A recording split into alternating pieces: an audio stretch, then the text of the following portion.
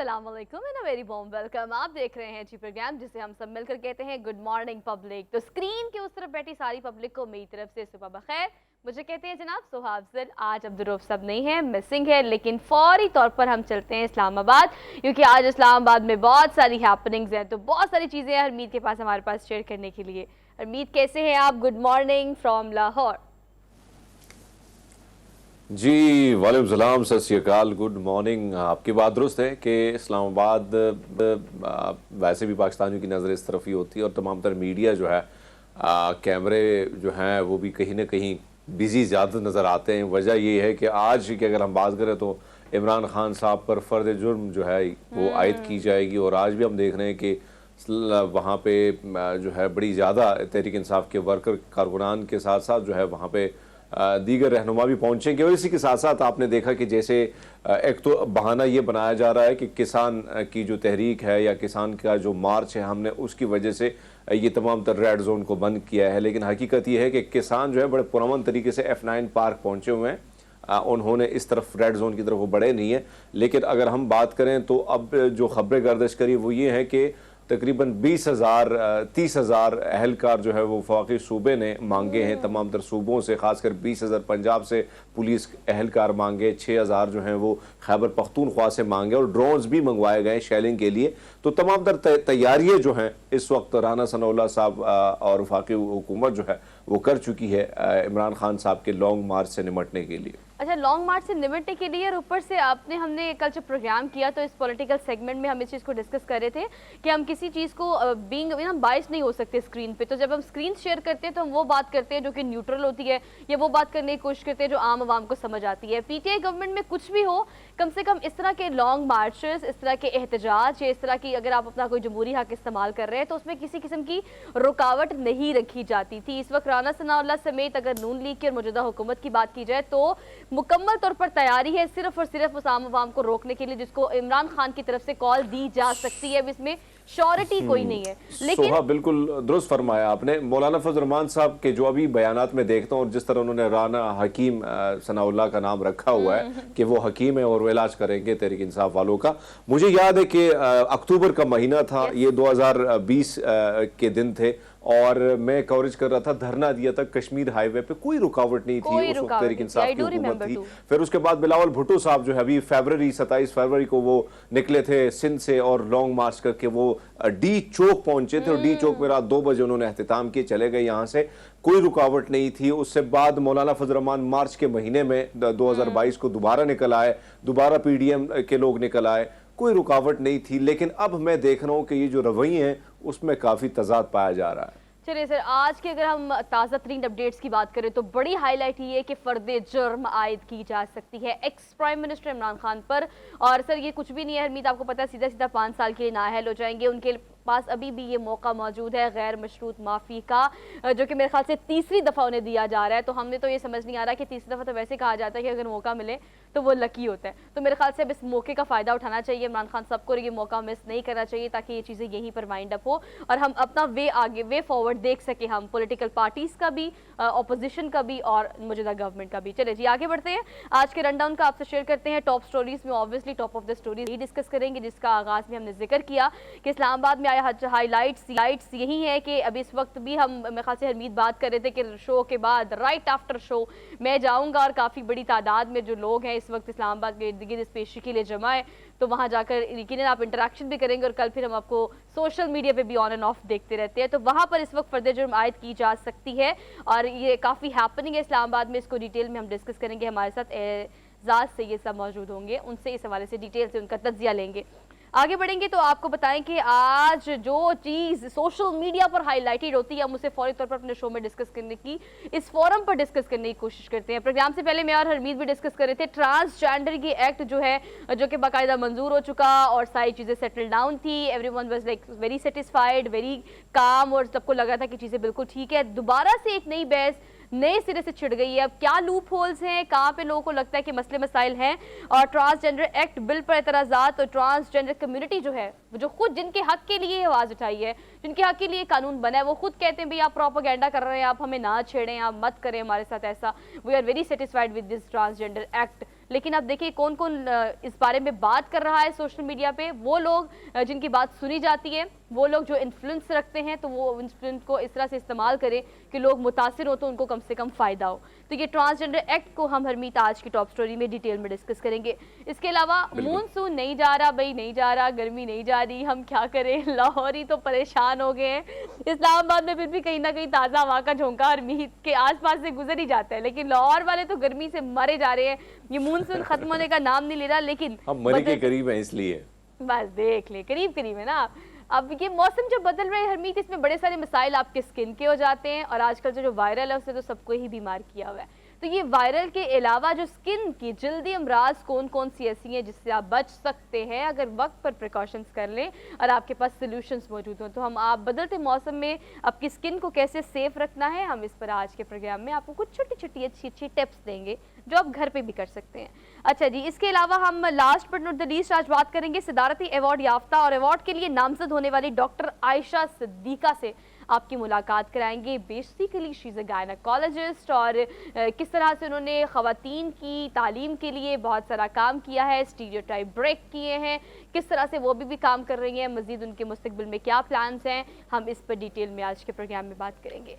अब चलते हैं अपने डेली डोज की तरफ। हमारी टीम का डेली डोज जो है वो लाहौर अगर बात की जाए, इस्लामाबाद, पेशावर, कराची की बात की जाए, पाकिस्तान समेत दुनिया की बात की जाए, तो हर जगह से छोटी छोटी छोटी स्टोरीज ढूंढकर हम डेली डोज में आपको इंटरेस्टिंग स्टोरीज शेयर करते हैं। आज की इंटरेस्टिंग स्टोरी जो है वो पहले सबसे हम चलते हैं पेशावर, आपको इस्लामाबाद के करीब करीब हरमीत से होते हुए पेशावर चलते हैं।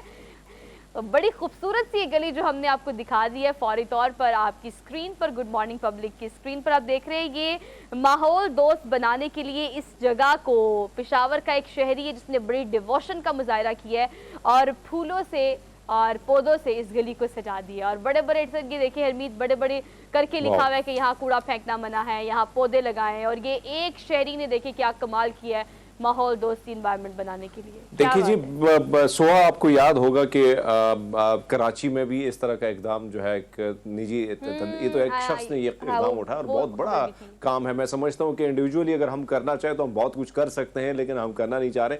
श्रीलंका की तरफ अगर आप जाती हैं ना, तो श्रीलंका में गया हूँ, वहाँ पर मैंने एक चीज़ देखी है जो मैंने नोट की है।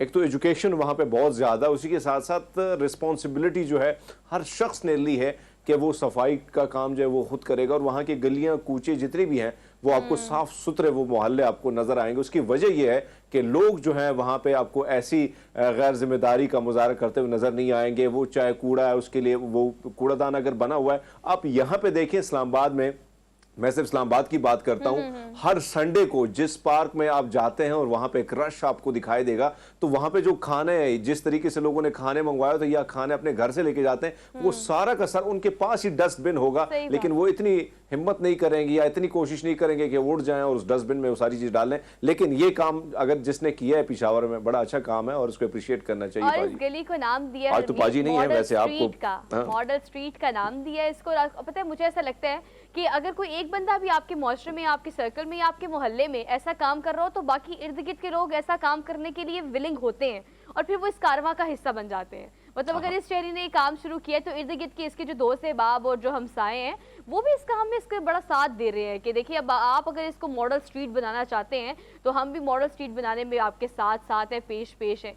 कितनी खूबसूरत क्लीन लग रही है गली, और हर जगह मैसेजेस लिखे हुए छोटे छोटे कि पानी के गैर कानूनी कनेक्शन से इज्तनाब करें। अच्छी बातें भी लिखी हुई हैं, ये नहीं कि सिर्फ आपने माहौल दोस्त बनाना है इस पूरी स्ट्रीट को, ऐसी बातें भी लिखी हुई हैं जो बेसिकली नेचर हमें सिखाती है, जो बचपन से हम सीख रहे हैं लेकिन नहीं है तो जीरो इम्प्लीमेंटेशन। तो भाई आप एक बंदा भी अगर काम शुरू करे हरमीत, तो मेरे ख्याल से लोग उसके साथ मिल जाते हैं और ये काम ये कारवा बन जाता है। तो आप भी अगर सोच रहे हैं कुछ ऐसा करने का तो गो फॉर इट। अच्छा जी, आगे बढ़ते हैं। अगली खबर जो है हमारी वो भी बड़ी इंटरेस्टिंग सी है। अब हम तो आजकल मोटरसाइकिलों की और गाड़ियों की और हवाई गाड़ियों की बड़ी बात कर रहे हैं, लेकिन आज हम आपके लिए लेकर आए हैं एक पहिए वाली साइकिल जिसने तकरीबन 50 किलोमीटर का ये ट्रेवल किया है। और इनकी भी अगेन हरमीत सी, इनकी भी एज देखें अच्छी खासी है, कोई जवान नहीं है ये आपकी और मेरी तरह, नौजवान नहीं है, लेकिन देखिए एक पहिए से जनाब ने 50 किलोमीटर का सफर किया, फिर बहुत से खेल भी रहे हैं।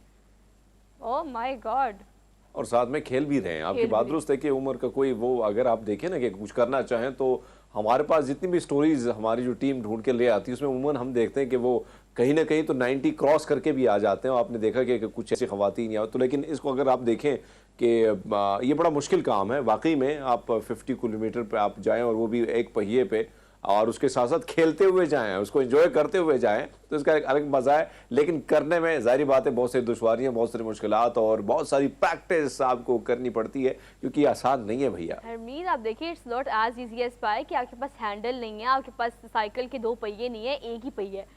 जिंदगी तो चले 2 पहियों से चलती है जनाब। इतने एडवेंचरस है कि जिंदगी रिस्क पे डाल के 50 किलोमीटर की रेस ट्रैक पे जो नजर आ रहे हैं, ये बाकायदा एक प्लान है और Guinness book of world record में उनका नाम भी आया है। 12 अभी तक जो अभी समझ आ रहा है सर, इससे पहले मेरे ख्याल से 250 आलमी रिकॉर्ड ये जनाब तोड़ चुके हैं। मतलब मुख्तलिफ, ये नहीं कि सिर्फ ये एक पहिए वाले साइकिल वाला रिकॉर्ड तोड़ा है उन्होंने। और मुझे तो सबसे मुश्किल काम जो लग रहा है, आप देखें ना कि आप अगर एक पहिए पे सफर कर रहे हैं वो एक अलग चीज है, वो आप कोशिश करें तो हो भी, वो कर रहा है वैसे भी, लेकिन वो हाथ में 2 बॉल होते हैं, वो भी ठीक है, 3 बॉल्स के साथ वो खेलना भी बड़ा मुश्किल होता है। क्योंकि देखो आपका जो जाहिर बात है कि जिस एक पहिए, क्योंकि जरूरत तो 2 पहियों की पड़ जाती इंसान को, लेकिन हल्का सा बैलेंस भी बिगड़ गया तो आप सीधा ठक करके गिर भी सकते हैं। लेकिन उसके बावजूद उसने बैलेंस बड़ा बरकरार रखा हुआ है और साथ में खेल खेल के वो भैया एंजॉय करके निकल रहा है आलमी रिकॉर्ड और रिकॉर्ड भी बना लिया। बावजूद हरमीत वो ये कह रहे हैं कि रास्ते में मुझसे गलती हुई, उस गलती की वजह से मुझे रास्ते में इसको रोकना पड़ा। आलमी रिकॉर्ड बनाने के बाद जनाब ये बात कर रहे हैं कि भाई मेरे से गलती हो गई और मैंने डिसबैलेंस थोड़ा सा हो गया, मेरा बैलेंस लूज हुआ और मैंने इसको वहीं पे रोक दिया, लेकिन मैंने रिकॉर्ड बना दिया। पता नहीं अभी इनका बैलेंस लूज ना होता तो ये 50 से कोई 80 पे तो चले ही जाते। ऑल्दो ये सब कुछ खबरें देने का मकसद आपको सिर्फ ये होता है जनाब कि इनकी एज भी ज़्यादा है, इनके पास करने के लिए काम भी बहुत सारे हैं, ये एक्स्ट्रा करिकुलर एक्टिविटीज़ में पार्टिसिपेट भी करते हैं, ये हेल्दी भी हैं, वेल्दी भी हैं, लेकिन उसके बावजूद भी they are participating in all these kind of extra curricular activities. तो आप भी सुबह सुबह अगर उठ के हमारा शो देखते हैं तो हम आपको इनकरेज करते हैं इस चीज़ के लिए कि जनाब ज़िंदगी में आपके लिए ये सारे काम भी बहुत ज़रूरी हैं। पैसा कमाना और सिर्फ दिन रात ये सोचना कि हमने किस तरह से काम करना है, इसके अलावा भी बड़ी सारी चीज़ें हैं जो आपकी ज़िंदगी को बढ़ा देती हैं। हरमीत, जैसे हरमीत मुझे बता रहे थे कि कल मैंने बहुत सारी जिम की है, मैंने बहुत सारी एक्सरसाइज की है, आज सुबह उठना मेरे लिए थोड़ा सा मुश्किल हुआ था। तो ये काम के अलावा भी बहुत सारी चीजें हैं जो आपकी जिंदगी का हिस्सा होती हैं, इनको करना चाहिए। राइट हरमीत?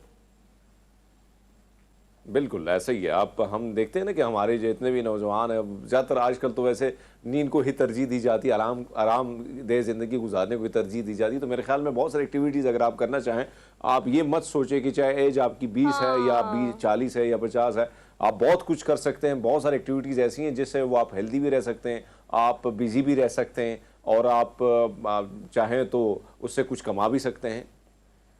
तो जो आप करना चाहते हैं वो उसे करें और गो फॉर इट। कोई एज ब्रैकेट नहीं, कोई एज की आपके पास कैद मौजूद नहीं है। अच्छा जी, अगली खबर है हमारे पास डेली डोज की। अंडे वाला बर्गर तो हमने बहुत सुना होगा, मुझे बहुत पसंद है, बचपन में मैंने बहुत खाया, मुझे अभी भी बहुत पसंद। लेकिन आपने कभी सुना है कि ये गुलाब जामुन वाला ये बर्गर, हरमीत कभी सुना है? मैं पहली बार सुन रहा हूँ और हैरान भी हुआ कि गुलाब जामुन वाला, अंडे वाला बर्गर, शामी वाला बर्गर, वो तो हम खा ही लेते हैं, लेकिन ये जामुन वाला और गुलाब जामुन वाला, ये देखें जनाब, गरम गरम गुलाब जामुन को किस तरह से बंद कबाब के अंदर रखकर उसको, ओ माय गॉड, मुझे लगता है मैं तो मास्टर शेफ की रेसिपी एक्सप्लेन कर रही हूँ। आप ये देखिए, गरम गुलाब जामुन का मजा ही कुछ और है। आप ये देखिए इसकी मेकिंग, गरम गरम गुलाब जामुन को बंद कबाब पे रख रही हैं, उसको मेल्ट कर रही हैं, उसको इक्वल कर रही हैं और उसके बाद बंद कबाब को बंद कर रही हैं। भारत से जनाब इनका ताल्लुक है, आपको थोड़ी सी डिटेल्स भी दे देते हैं। आजकल काफ़ी सोशल मीडिया पे इनका चर्चा है। ये बंद कबाब बनाकर वहाँ पर अंडे शामी वाला बर्गर पहले बेचते थे, लेकिन जब वो हिट हो गए तो उन्होंने कहा कुछ डिफरेंट किया जाए, कुछ मुख्तलिफ अंदाज में करके आपको दिखाया जाए। तो जी उन्होंने क्या किया, उन्होंने गुलाब जामुन वाले जो है बंद कबाब बेचना शुरू कर दिए और ये भी काफ़ी वायरल हो रहे हैं सोशल मीडिया पे। और खाने का ये वीडियोस हरमीत अगर आप देखें सोशल मीडिया पे, खाने की ये बहुत सारी इस तरह की, इस नौयत की वीडियोस इंडिया से ज्यादा आती हैं। जाहिर बात है, हम एक चीज़ हमने देखी है हिंदुस्तान में कि जो वैरायटी है खानों की वो बहुत ज़्यादा, और मुख्तलिफ किस्म के खाने जो हैं वहाँ पे हमारे यहाँ तो कम से कम ये कढ़ाई और ये चीज़ें बड़ी फेमस है, लेकिन वहाँ पे पालक पनीर, मटर पनीर, इस किस्म की मुख्तलिफ किस्म की डिशेज जो हैं। और फिर हिंदुस्तान 26 सूबे हैं और 26 सूबों में फिर मुख्तलिफ किस्म के लोग हैं और उनके खाने बड़े डिफरेंट होते हैं। मैंने वैसे तामिल खाने बड़े छके हैं, वो उसका टेस्ट सबसे डिफरेंट होता है फिर। तो Spicy इस होते किस्म हैं? के मुख्तलिफ खाने जो हैं वो आपको एक नए नए टेस्ट आपको, हाँ लेकिन मज़े का होता है भाई। मुझे तो वो जो एक बहुत सारा बड़ा पत्ता आपको दिया जाता है, उस पर आप खाना थोड़ा थोड़ा करके डाल डाल दिया जाता है आपके लिए, फिर आप जब खाते हैं उसका मज़ा ही कुछ और होता है। क्या बात है, क्या बात है। घूमे फिरे खाए पिए। अगली खबर भी इसी से मुंसलिक है। घूमना हाँ। फिरना अगर आपने हो तो मुझे ख्याल से आप जब ज़मीनी रास्ते से सफ़र करते हैं, ख़ास तौर पर अगर आप पाकिस्तान की हदूद से बाहर निकलते हैं और ज़मीनी रास्तों के थ्रू दूसरे ममालिक में जाते हैं, तो रास्ते में रुक कर आपको मुख्तलिफ नौइयत के लोग, उनकी ज़ुबानों के मुख्तलिफ अंदाज, खाने पीने के मुख्तलिफ तरीके और खाने पीने के मुख्तलिफ टेस्ट, हर चीज़ जो आप बाय रोड ट्रैवल में एक्सपीरियंस करते हो ना, वो आप कहीं भी बाय एयर या XYZ अगर मीन्स से आप ट्रैवल करते हो तो आप नहीं एक्सपीरियंस कर सकते। अगली खबर ये है जनाब, ये एक शख्स है, एक शख्स पर मुहित एक कंपनी है। हरमीत, उन्होंने बाय रोड इस चीज़ का अहद किया कि मैंने लोगों को लेके जाना है तुर्की। क्या खूबसूरत जगह है। मैं कोई साल में 3 से 4 दफ़ा टर्की गई हूँ, पिछले कोविड से पहले की बात कर रही हूँ। कितनी खूबसूरत जगह है तुर्की। तो मेरे ख्याल से अब इतना अब मेरे ख्याल से बहुत रश हो गया। अगर आपने कुछ, I have seen so many pictures, अब इतने टूरिस्ट आ चुके हैं वहाँ पे कि अब इतना रश होता है। आम दिनों में भी, वीकेंड्स में भी तुर्की तो एक ऐसा स्पॉट बन चुका है ना। और सबसे अच्छी वहाँ पर मुझे जो बात लगती है, अब इन्होंने इस चीज़ का डिसीजन इसलिए लिया बिकॉज वो एक मुस्लिम मुल्क है, लेकिन वहाँ पे हरमीत आपको जो इम्तिजाज मिलता है ना मुस्लिम और यूरोप का, वो आपको बहुत कम ममालिक में मिलता है। मतलब आपको यहाँ सामने एक मस्जिद नजर आएगी, उसके ऑपोजिट। मैं गया तो नहीं हूँ, लेकिन बहुत सारे तुर्किश जो दोस्त हैं हमारे साथ रहते थे, तो बहुत फ़र्क पाया जाता है उनमें। और अब अगर हम इस दुनिया की तरफ देखते हैं और वहाँ देखते हैं तो आपकी बात दुरुस्त है कि एक इम्तिजाज जो है वो पाया जाता है। ऐसे रहता है कि भाई कोई यूरोपियन आपके साथ बैठे, उनकी सोच में भी काफ़ी फ़र्क है। तो ये टूरिज़्म के हवाले से जो आपने बात की, बड़ा ही खूबसूरत है तुर्की। और जो आप तो गई हैं वहाँ पे, हमने तो सिर्फ वीडियोस वगैरह में देखा है सारा कुछ, तो कमाल का है। वैसे मेरा भी प्लान है कि कभी टाइम मिले तो मैं भी उस तरफ उड़ जाऊं, थोड़ा सा देख लूं ये सारे नज़ारे। You must have visit, like आपको जरूर जाना चाहिए। और मैं आप सबको भी सजेस्ट करती हूँ कि ये देखिए, बहुत ज़्यादा पैसे भी नहीं लगते, क्योंकि जब अगर टूरिस्ट ज़्यादा हो गए हैं तो वो ऑलरेडी वो चीज़ वो चीपेस्ट हो जाती है। तो अब तुर्की का सफ़र करने के लिए आपको बहुत सारे पैसों की ज़रूरत नहीं है। और अगर आप इन जनाब के साथ जाते हैं तो आपके लिए अच्छी खबर हरमीत ये है कि बाय रोड आपको ये तुर्की लेके गए हैं। इससे पहले ये ईरान भी जा चुके हैं, और तुर्की का सफ़र जो बाय रोड इन्होंने किया, सोचिए रास्ते में आप किन किन जगहों से गुजर के जाते हैं, क्या क्या देखते हैं, क्या क्या एक्सपीरियंस करते हैं, और फिर फाइनली आप तुर्की पहुंचते हैं। और तुर्की का जो मैं जिक्र करने की कोशिश कर रही हूँ वो ये कि अगर आप वो एशिया का ब्रिज देखें जो हाफ एशिया साइड पे है और हाफ यूरोप साइड पे है, एक तरफ आपको नजर आएगी मस्जिद और एक तरफ आपको पब और क्लब नजर आएगा। तो ये बड़ी एक रियलिस्टिक अप्रोच है वहाँ पे ना, मतलब बहुत खूबसूरत जगह है, इस्लामिक मुल्क है, लोग बड़े प्यारे हैं। वहाँ पे एक वर्ड इस्तेमाल होता है हरमीत, कनका, जैसे आप भाईचारे का वर्ड इस्तेमाल होता है ना, भाई भाई, मुसलमान भाई भाई हैं, वहाँ कन का इस्तेमाल होते हैं। आप किसी दुकान पर जाएं, आम सी दुकान पर, और जाकर कहे कि वी आर फ्रॉम पाकिस्तान, वो यकीन करें आपको मुफ्त चीज़ देने के लिए तैयार हो जाते हैं। इतनी मोहब्बत करते हैं वो पाकिस्तानियों से, तुर्की के खास तौर पर लोग। तो ये जनाब, अगर इनके साथ जाना है आपने तो इनके सेकंड विजिट में अपने आप को रजिस्टर्ड जरूर कीजिएगा और इनके साथ बाय रोड टर्की का ट्रैवल कीजिएगा। वैसे ये जो बाय रोड ट्रैवल है इसका एक अलग मजा है। और आपकी बात है कि बहुत सारी चीज़ें जो आपने पढ़ी होती हैं वो वैसे ही आप प्रैक्टिकली अमली तौर पर सारी चीज़ें देख भी लेते हैं और छक भी लेती हैं। और वहाँ के लोगों का मिजाज भी गाय बगाए, वो भी उससे भी आप आगाह रहती हैं। तो इससे और बड़ी बात क्या हो सकती है, भाई आपको सीखने का जो मरहला है वो भी बिल्कुल ठीक है। और कहते हैं कि सफर से बेहतर कोई यूनिवर्सिटी नहीं है, जितना आप सफर में सीखते हैं कभी नहीं सीखते। ट्रैवल जरूर करें। एक छोटी सी ब्रेक लेनी है हमने, हम वापस आते हैं। Keep watching. Good morning public.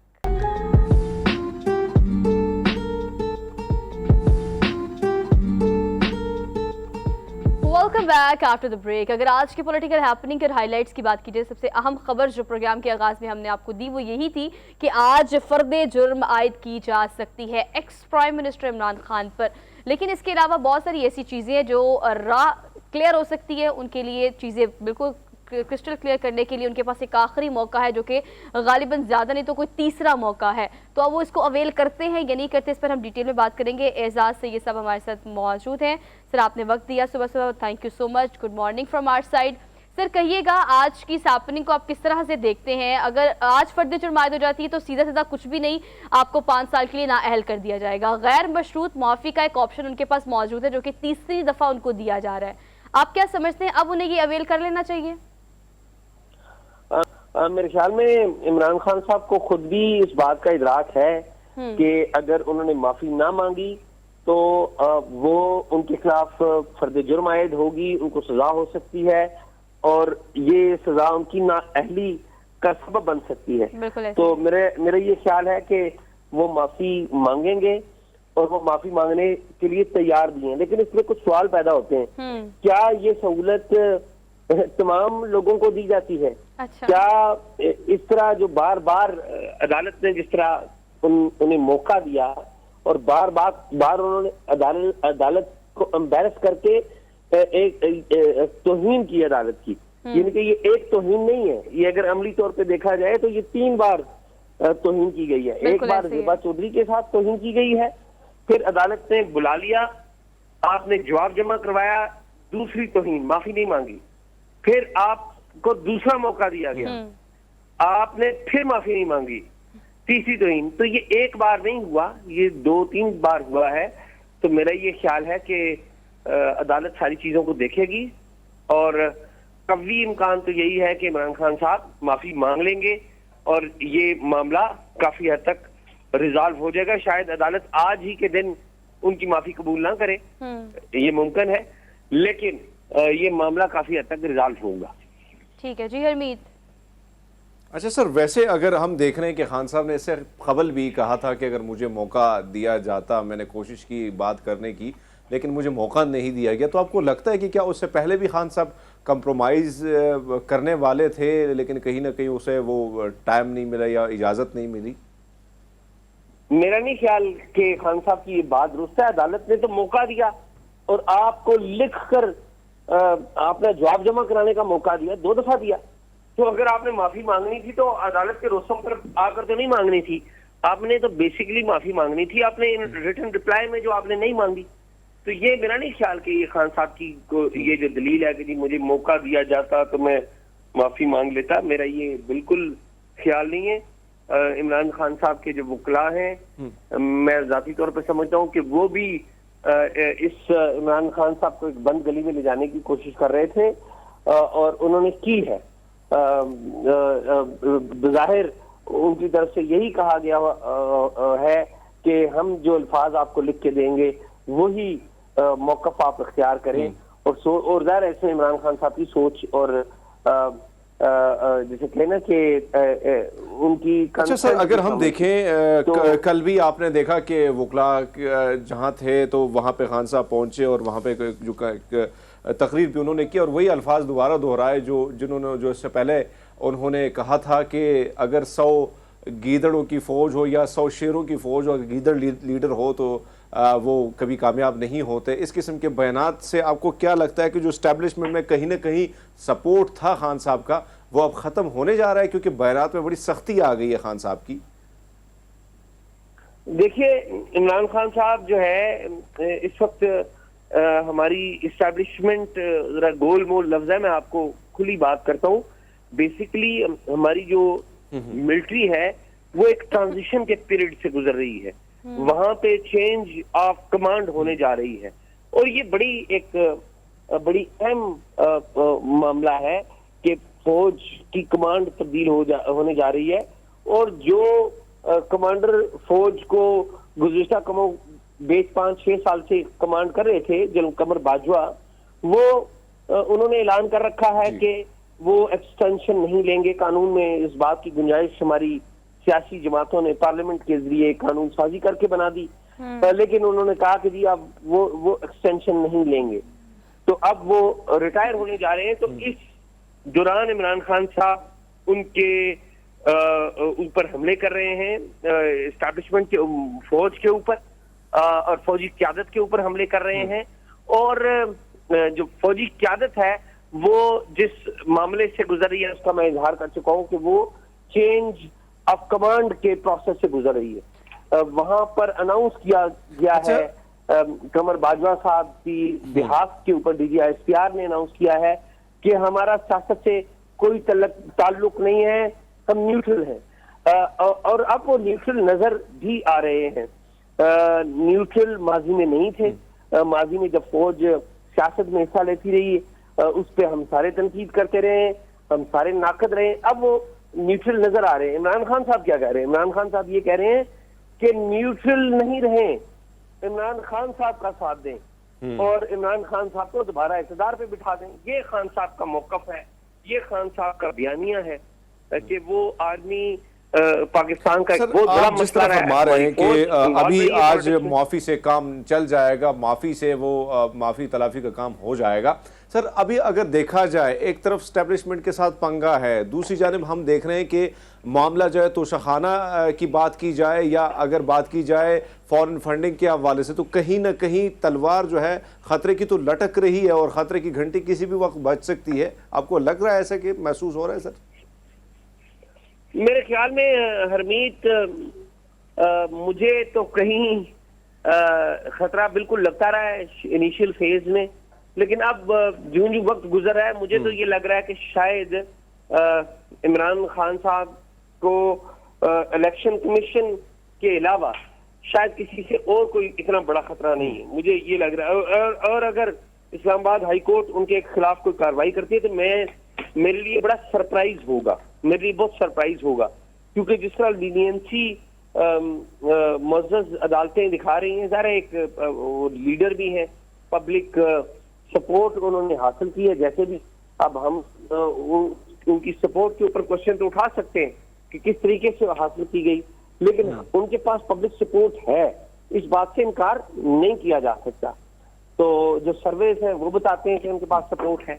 तो अब देखना ये है कि उनको असल चैलेंज करेगा कौन, क्योंकि वो कानून जो है वो कानून की तो वो खिलाफवर्जी कर रहे हैं जी, और बार बार कानून की खिलाफवर्जी के मौके हो रहे हैं। साहब ये कहिएगा, ये ट्रांजिशन जो आपने बड़े क्लियर वर्ड्स में कहा कि मिलिट्री में एक ट्रांजिशन चल रही है, वो उसका हमें कहीं ना कहीं इदराक हो जाता है बहुत सारे लोगों की, बहुत सारी पॉलिटिकल पर्सपेक्टिव से अगर देखा जाए तो पॉलिटिकल पार्टीज के लीडरान जब बात करते हैं तो उनके बात करने के अंदाज से इस बात का अंदाजा लगाया जा सकता है कि किस किस्म की ट्रांजिशन इस वक्त वहाँ पर चल रही है।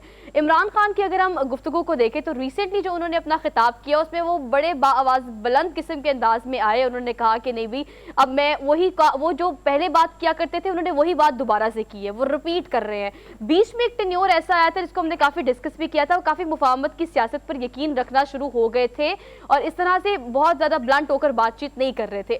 अब आपको अगर नैरेटिव की बात की जाए तो बहुत सारे नैरेटिव जब इमरान खान साहब बिल्ड करते हैं तो वो कामयाब रहते हैं अवाम के दिमागों में उसको इंडल्ज करने में। अब उनके पास क्या नैरेटिव है जिसके थ्रू वो आ सकते हैं, तो इलेक्शन कमीशन का ये डर और ये खौफ और ये खतरा जो आप कह रहे हैं उसको कम किया जा सकता है और चीजें ठीक की जा सकती हैं? देखिए, इमरान खान साहब की स्ट्रेटजी क्या है?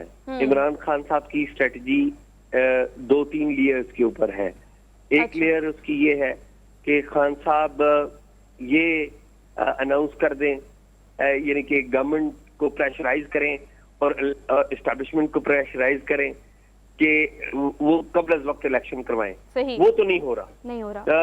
अब दूसरी स्ट्रेटजी उनकी ये है कि वो प्रेशराइज करें एस्टैब्लिशमेंट को और गवर्नमेंट को प्रेशराइज करें और जो आर्मी चीफ की जो अपॉइंटमेंट है उसको कंट्रोवर्शियल करें और वहां पर कोई ऐसा शख्स लेके आए जो उनकी मंशा के मुताबिक हो।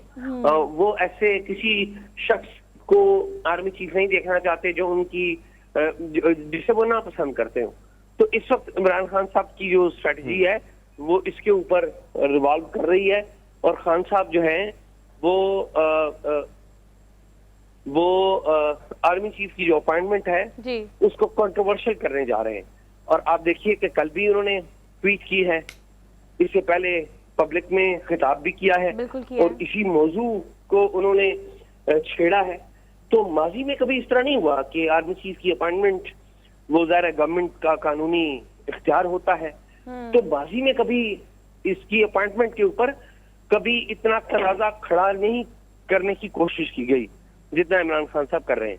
अच्छा, इलेक्शन होते आपको नजर नहीं आ रहे और ये बात बहुत सारे जराए से आ भी रही है सामने कि इलेक्शन वक्त पर ही होंगे, उससे पहले पॉसिबिलिटी नजर नहीं आ रही, लेकिन उससे पहले जो लॉन्ग मार्च की कॉल का एक आखिरी आप पत्ता कह सकते हैं या आखिरी एक ऐसा स्टेप जो कि इमरान खान लेने के बारे में सोच रहे हैं, इस बारे में आपका क्या ख्याल है? ये उन्हें कितना फायदा दे सकता है? उनके पॉपुलैरिटी का ग्राफ जो ऊपर जाता है जिसको वो हमेशा इस्तेमाल करते हैं जहां उनको जरूरत पड़ती है, इस लॉन्ग मार्च की कॉल? देखिए, लॉन्ग मार्च का मकसद जिस तरह मैंने आपको कहा ना कि उनके स्ट्रेटेजिक उनका एजेंडा क्या है, वो एजेंडा मैं आपको बयान कर चुका हूं कि वो चाहते हैं कि आर्मी चीफ की अपॉइंटमेंट का जो मामला है कंट्रोवर्शियल हो जाए। उसको कंट्रोवर्शियल बनाए और उस शख्स को आर्मी चीफ बनाया जाए जो उनकी मर्जी और मंशा के मुताबिक हो। ठीक है। मैं आपको बताऊं कि एक मैं और मेरे एक दोस्त है उमर चीमा, हम एक टॉक शॉक के उन्वान से सोशल मीडिया के प्लेटफॉर्म के ऊपर गुफ्तगू करते थे। उमर चीमा ने इतला दी कल उसी टॉक शॉक में कि इमरान खान साहब कुछ सियासी जमातों के जरिए आर्मी चीफ की अपॉइंटमेंट के हवाले से कोई अदालत में एक रेट पिटीशन कराने के ख्वाह है, और बाद में जब वो रेट पिटीशन अगर हो जाएगी तो वो उसे ओन करने की कोशिश करेंगे। और उनका जो प्रीटेक्स्ट है वो ये है कि जी आप जो साबिक वजीर आजम है, जो सजा याफ्ता भी, सजा भी तो उनको हुई है और वो इस वक्त लंदन में है, तो वो ये कह रहे हैं कि उनसे मशवरा करना ठीक नहीं है। तो क्योंकि उनसे मशवरा किया जा रहा है इसलिए ये जो अपॉइंटमेंट है ये ठीक नहीं है। इसको ग्राउंड बनाकर इसको कंट्रोवर्शियल करने की कोशिश की जाएगी। ये उमर चीमा ने कल टॉक शॉक में गुफ्तगू की, तो उसके हवाले से ये जो बात है ये बड़ी खतरनाक बात है। अगर ये ऐसा करने जा रहे हैं, उमर चीमा बड़े जिम्मेदार जर्नलिस्ट हैं, वो इस तरह बात नहीं करते। उन्होंने ये बात की है और इस बात के दीगर शवाहिद भी हैं जो क्रॉस चेक किए गए हैं। तो ये अगर ऐसा हुआ तो ये तो बड़ी ये तो आर्मी चीफ का जो एक ओहदा है उसके खिलाफ तो ये बड़ा गलत मैसेज आएगा कि एक कमांडर नया फौज का आ रहा है जिसे एक सिविलियन गवर्नमेंट, एक सिविलियन प्राइम मिनिस्टर तैनात करने जा रहा है, और ये पहले से बैठ के। ऑलराइट तो मच एजाज साहब, बहुत शुक्रिया। आपकी बातों से यही हमने अंदाजा लगाया कि कंट्रोवर्शियल ये हो सकती है पॉइंटिंग, अगर ये सारा सिनेरियो इस तरह से होगा, अगर इमरान खान साहब ये स्ट्रैटेजी लॉन्च करते हैं। तो एक छोटी सी ब्रेक लेनी है, वापस आते हैं। Keep watching good morning public.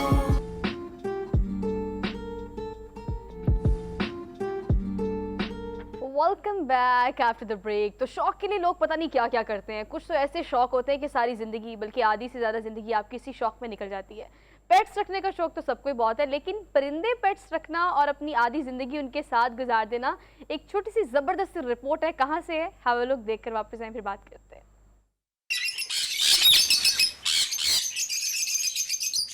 इंसान तो इंसान, जानवर भी मोहब्बत की जुबान समझते हैं और मोहब्बत का जवाब मोहब्बत से देना खूब जानते हैं। इंसान और परिंदों की दोस्ती की एक नादर मिसाल बने जलालपुर भटिया के रहायशी मोहम्मद हसनैन, जिन्हें बचपन से ही परिंदे पालने का शौक और इनसे प्यार अब जुनून में बदल चुका है। सारे मेरा बचपन का शौक है ते अलहमदुलिल्ला शुरू तो ही इन्हों की केयर इस तरह करी दी जिस तरह मैं अपने बच्चों की करता वा।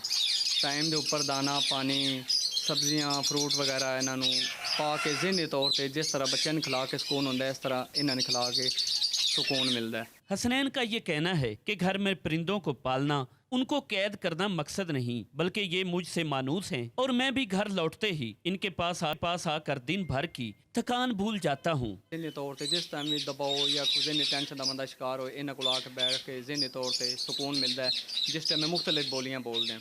अपनी अपनी जुबान में खालिक की तस्बीह बयान करते कुदरत की हसीन तख्लीक ये परिंदे जहाँ अपने वजूद से माहौल की खूबसूरती में इजाफे का सबब हैं, तो वहीं इनकी मैसूर कुन चहचहाहट हमारे दिलों को खुशी से भर देती है।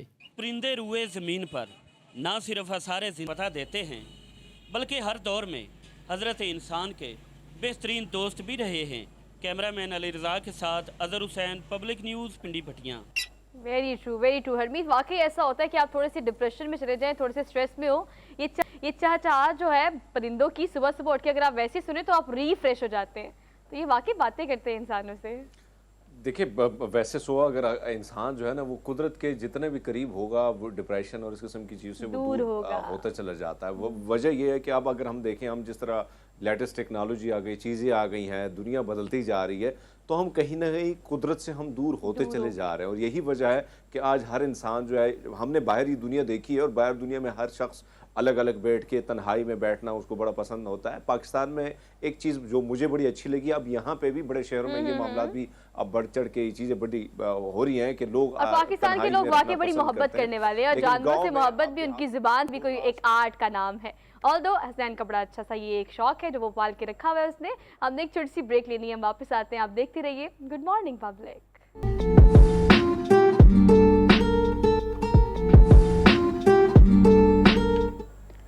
Welcome back after the break. So basically we are in the second hour of the show. Second hour का पहला इशू जो है वो आज का मोस्ट हाईलाइटेड इशू है ट्रांसजेंडर एक्ट, जो कि 4 साल कबल पार्लियामान से मंजूर हुआ। बाकायदा तौर पर ट्रांसजेंडर कम्युनिटी उससे मुतमईन भी है, सेटिस्फाई भी है। उनके सारे जो भी खदशात थे वो उस एक्ट में क्लियर करने की कोशिश की गई है, उन्हें एड्रेस करने की कोशिश की गई है। लेकिन अब 4 साल बाद पता नहीं कौन से लूप होल्स ट्रांसजेंडर कम्युनिटी को तो एटलीस्ट नज़र नहीं आ रहे, लेकिन एक्स वाई जी और हमारी कम्युनिटी के जो दीगर लोग हैं वो काफ़ी एतराज़ात उठा रहे हैं। वो एतराज़ात क्या है? क्या ट्रांसजेंडर कम्युनिटी भी उनको सेकंड करती है? क्या उनको भी वही एतराज़ात है? इनके बहुत सारे सवाल हैं। इन सारे सवालों के जवाब हम देंगे नायाब अली से, जो कि इस्लामाबाद में इस वक्त हरमीत के साथ मौजूद है। सो हरमीत, ओवर टू यू। जी जी जी, बहुत शुक्रिया नायाब। जिस तरह सुहा ने कहा कि भाई बहुत सारे एतराज़ात, हालांकि ये 2018 का बिल है, उसके तहरीक इंसाफ की जब हुकूमत थी उसमें ये पास हुआ था। अब हम देखते हैं कि सोशल मीडिया पे हम देख रहे हैं कि बहुत ज़्यादा इसके हवाले से बहुत एक तरफ से हम पॉजिटिव ये देख रहे हैं कि बहुत सारे लोग इसको सपोर्ट भी कर रहे हैं कि कहीं ना कहीं जो आप जिन हुकूक से महरूम है वो आपको मिल रहे हैं। मिल तो नहीं रहे, लेकिन चलो बिल में आ गए हैं, मिलते कुछ भी नहीं है यहाँ पे।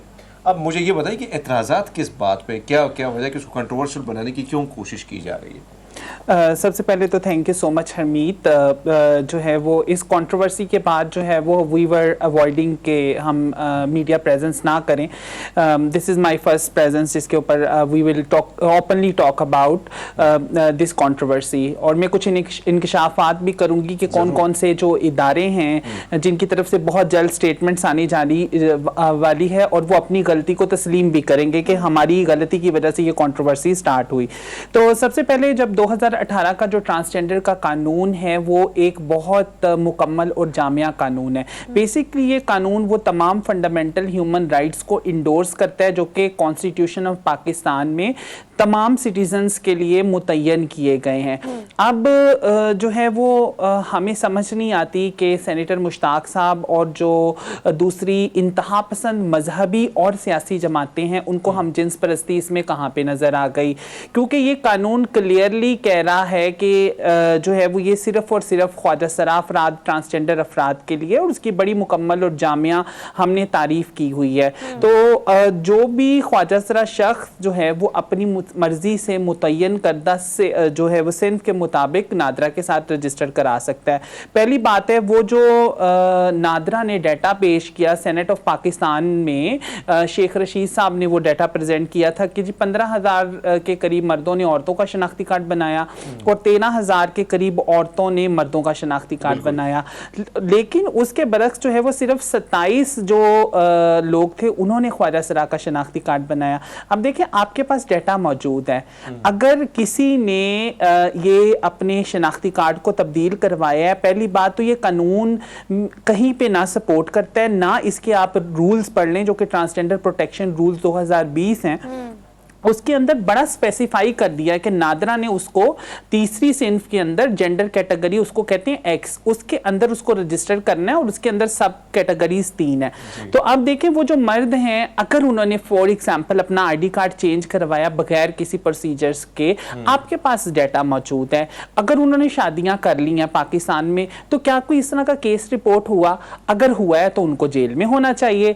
अगर इस तरह की हमजिन्स परस्ती के खिलाफ तो पाकिस्तान के अंदर कानून मौजूद हैं। फिर ख्वाजा सराओं के ऊपर जो है वो ये बंदूक इसी मौके के ऊपर जो है वो रख के क्यों चलाई जा रही है?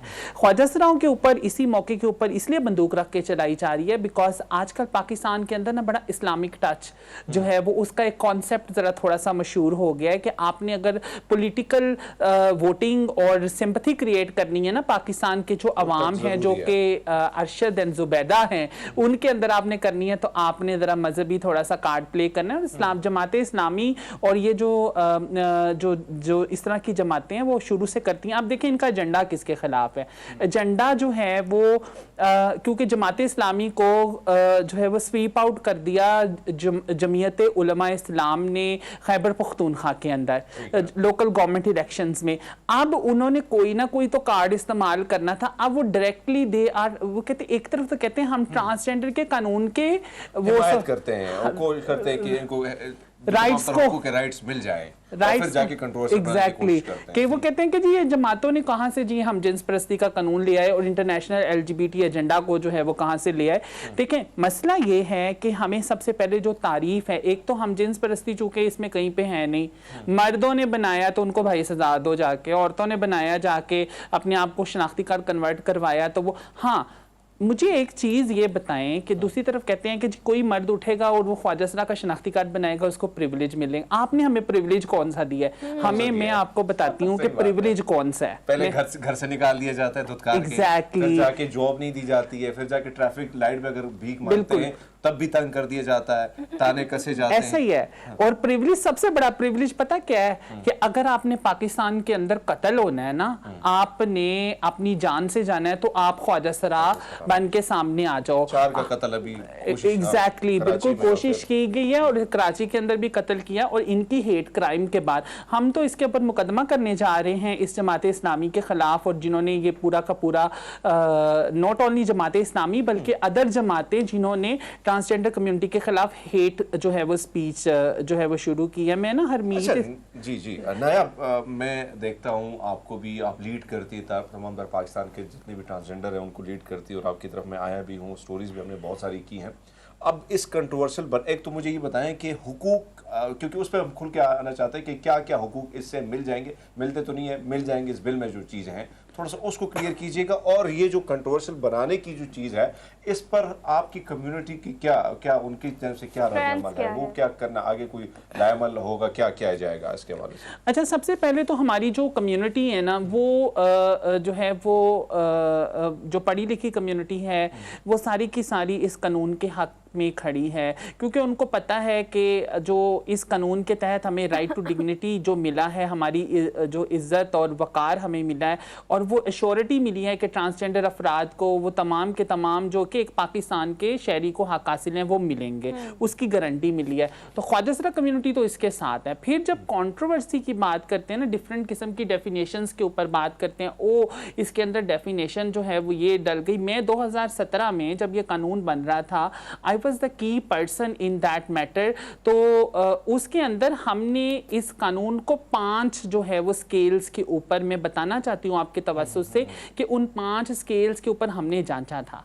सबसे पहला हमारा साइंसी जो है वो हमने साइंसी बुनियादों पर इसको जांचा था, फिर हमने इसको तिब्बी बुनियादों पर जांचा था, फिर नफ्सियाती बुनियादों पर जांचा था, फिर हमने सकाफती बुनियादों पर जांचा था, और फिर हमने मजहबी जो है वो जांचा था जो है वो स्केल के ऊपर। जो ये जो कंट्रोवर्सी बनाई जा रही है ना, मैं बड़े जो है वो एहतराम और अदब के साथ में कहती हूँ, देखें जी इल्म मुकम्मल नहीं होता, तो हमारे पास इन सारे स्केल्स के ऊपर आर्गूमेंट्स मौजूद हैं। आए हमारे साथ बात करें, अगर आपको नहीं पता हम सिखाते हैं। मैं ज़रा मोटी मोटी ज़रा क्विकली क्योंकि टाइम मैं उसको बताती चलूँ कि जब मजहबी हवाले से इसके ऊपर ज़रा कहा जाता है कि जी गैर इस्लामी है, गैर शरई है, मैं शरई अदालत के अंदर भी मैं पार्टी हूँ इस केस को और इस लॉ को डिफेंड कर रही हूँ। तो इसके अंदर हमारे जो यहाँ पे उलमा कराम है, हमें सबसे पहले जाने की ज़रूरत है दूसरे इस्लामी ममालिक के अंदर क्या प्रैक्टिसेस मौजूद हैं। जामिअतुल अज़हर यूनिवर्सिटी मिस्र की, जो कि इस्लाम की जो सबसे मुस्तनद तरीन यूनिवर्सिटी मानी जाती है, उसके शेख तंतावी का फतवा मौजूद है on the gender reassignment surgeries. फिर इसके बाद जो है वो ईरान के अंदर जो आयतुल्लाह जो ख़ुमैनी, इमाम ख़ुमैनी है, उनका फतवा मौजूद है जो इसके ऊपर कि जेंडर डिस्फोरिया एग्जिस्ट करता है। तिब्बी बुनियादों पर ICD जो 11 है, international classification of disease and world path, वो बड़ा क्लियरली इसके ऊपर बताते हैं कि दिस इज जेंडर आइडेंटिटी। मसला ये है कि हमारे जो लोग हैं वो कहते हैं जी हम एप्पल, वो जैक ऑफ ऑल ट्रेड्स हैं, वो हम हर चीज के माहिर हैं। आप माहिर नहीं है। You can't be a religious scholar, lawyer और जेंडर एक्सपर्ट और doctor at the same time. Public news की तरफ से, हमारी तरफ से, हमारे इस फोरम फोरम हमारे इस प्लेटफॉर्म की तरफ से कंग्रेचुलेशंस फ्रॉम माय साइड। देखें आप, हम बात करते हैं उन ख्वाजा सराओं की, उन लोगों की जो हमें लगता है कि मस्कीन है, वो हमें लगता है we feel pity on them ना, हम हमेशा उनके बारे में बात करते हैं। I want to celebrate this thing with you guys ना, कि आप जिस तरह से यहाँ बैठी हुई हैं, जिस तरह से इस चीज़ को सेलिब्रेट कर रही हैं, जिस तरह से इस चीज़ को इंडोर्स कर रही हैं, आप एक तारीफ़ के मुस्तहिक हैं। आप जैसे लोग ही हैं जिन्होंने इस कम्युनिटी को उठाया है, बाशऊर बनाया है। अब बाशऊर सिर्फ आपकी ट्रांसजेंडर कम्युनिटी नहीं है, मर्द हजरात भी हैं और ख़वातीन भी हैं। आप उस एक्ट को डिफेंड कर रही हैं, उस एक्ट को जिसमें अभी तक आपको बज़ाहिर बातों की या वर्बल कम्युनिकेशन के कुछ नहीं मिला, प्रैक्टिकल अप्रोच इस वक्त जीरो है, आप उसको डिफेंड कर रही हैं। अच्छा चलिए, अगर डिफेंड कर भी रही हैं, मुझे सिर्फ ये बताएं कि ये कंट्रोवर्सी जो शुरू हुई, अगर हम रियलिस्टिक अप्रोच रखते हैं, माना कि आटे में नमक के बराबर वो लोग हैं जो हम जिनसी करते हैं, मान लिया, हम फॉर एग्जांपल मान लेते हैं, स्क्रीन का सहारा लेके मान लेते हैं, जो है वो है, आपके इर्द गिर्द बहुत सारे लोग ऐसे होंगे जो इस चीज़ को प्रैक्टिस करते होंगे, लेकिन वो आटे में नमक के बराबर है। अब आपकी कम्युनिटी उस आर्टिकल को या उस एक एक्ट को डिफेंड कर रही है जिसमें आपके लिए बहुत सारी चीज़ें हैं। ये कंट्रोवर्सी शुरू कहाँ से हुई, इसको ड्राइव कहाँ से किया, उसको कंडेम करना, उसको पकड़ना, उसको ख़त्म करना, ये हमारे इस प्रोग्राम का टारगेट होना चाहिए। इसे कैसे किया जा सकता है विद ऑल ड्यू रिस्पेक्ट? अच्छा, सबसे पहले आपने ना बड़ा एक इम्पॉर्टेंट जो है वो चीज़ की तरफ आप लेके गई हैं, जो मैंने अपनी बात के शुरू करने से पहले कहा था कि मैं इनकशाफ करूंगी। इनकशाफ ये कि नादरा ने सेनेट ऑफ पाकिस्तान में सेनेटर मुश्ताक ने एक सवाल मूव किया कि हमें बताया जाए कि इस एक्ट के बनने के बाद जो है वो कितने लोगों ने जिन्स अपनी तब्दील करवाई है। तो हमारा एक बड़ा मुस्तनद इदारा जो नादरा है, जो प्राउड लेता है कि हम पूरी दुनिया के अंदर हम सबसे बेहतर रजिस्ट्रेशन मॉडल हैं, तो उसने एक डाटा पेश किया जिस डाटा के बारे में बता चुकी हूं, जो कि बेसिक कंट्रोवर्सी का जो है वो मंबा बना, कि उसने जो है वो 15,000 मर्द और औरत और औरतों से मर्द जो बने। अब देखें, नादरा ने 2 इदारों को लिख के दे दिया है कि जी ये हमारा एडमिनिस्ट्रेटिव गलती थी और उस गलती की वजह से ही हमने डाटा दिया, और ये अभी आने वाले दिनों में उनकी तरफ से ये ऑफिशियल स्टेटमेंट भी आ रही है। और आप देखें कि आप डाटा दे कहां रहे हैं, आप डाटा सेनेट ऑफ पाकिस्तान में दे रहे हैं, और आपकी वजह से लोगों की जिंदगियां जो है वो तबाह बर्बाद हो रही हैं कि आप हम जिन्स परस्ती की तोहमत के, वो कहते हैं जी देखें ये डाटा है, ये डाटा जो है वो इस लॉ को मिसयूज करके बनाया गया है और जिसकी वजह से ये हुआ है। हालांकि ऐसा बिल्कुल भी नहीं है, ये it's a white lie, totally सफेद जो झूठ है। उसके बाद जो है वो शरई अदालत के अंदर जो है वो एक केस जो है वो दाखिल किया गया कि नहीं जी हमें खतरा है, हमें ट्रांसजेंडर कम्युनिटी का जो बिल है हम समझते हैं कि ये ऐसा नहीं है। और एतराज किसके ऊपर किया गया? एतराज हम जिन्स परस्ती के ऊपर नहीं किया गया, एतराज किया गया कि ये जो साइंटिफिकली डेफिनेशन है ना, ये हमें समझ नहीं आती कि ये इस्लाम की इंजंक्शंस के मुताबिक है कि नहीं मुताबिक। अगर तो आपने फेसबुक का इस्लाम पढ़ा है, अगर तो आपने यूट्यूब का इस्लाम पढ़ा है, तो डेफिनेटली आपको समझ नहीं आएगी, because you are not expert of this field. तो ये कम इल्म जो लोग हैं, इन्होंने इस लॉ को जाके वहां पे चैलेंज कर दिया, और हम बेचारे वहां पे बैठ के हम डिफेंड कर रहे हैं इल्मी बुनियादों पर, साइंसी बुनियादों पर कि भाई let's talk, let's sit together. और हम उसके अंदर हमने बड़ा जामिया जवाब जमा करवाया, और दूसरे मुमालिक जिसके अंदर इंडोनेशिया शामिल है, जिसके अंदर जो है वो मिस्र है, ईरान है, हमने उसकी प्रैक्टिसेस जो है वो हमने वहां पे प्रेजेंट की है, लीगल फ्रेमवर्क्स हमारे पास बड़ी सारी एग्जांपल्स है। हमारी स्क्रीन पर आके आपने जो इस चीज को क्रिस्टल क्लियर करने की कोशिश की है कि ये उनकी एडमिनिस्ट्रेटिव गलती थी, जिसको उनको एक्सेप्ट करना पड़ेगा, कन्फेस करना पड़ेगा, ताकि आपकी कम्युनिटी सुकून से जो इस चीज़ पर राजी हो चुकी है कि ये एक्ट बिल्कुल ठीक है, हमें इस पर किसी किस्म का कोई इतराज़ नहीं है, वो चीज़ें क्लियर हो और आगे वे फॉरवर्ड निकाला जाए, आपको आपके हकूक दिए जाए, जिसके लिए आप यहाँ पर आवाज़ उठाने के लिए पहुंची है। Nayab, thank you so much for being here, बड़ी अच्छी डिस्कशन रही। आप कोशिश की है कि ये वो टॉपिक था जो कि हॉट टॉपिक था सोशल मीडिया का, लेकिन इसे मजीद कॉन्ट्रोवर्शियल करने की कोशिश की जाती थी। उम्मीद है कि ये काफ़ी हद तक क्लियर हो चुका होगा। हमने एक छोटी सी ब्रेक लेनी, वापस आते हैं। Keep watching good morning public.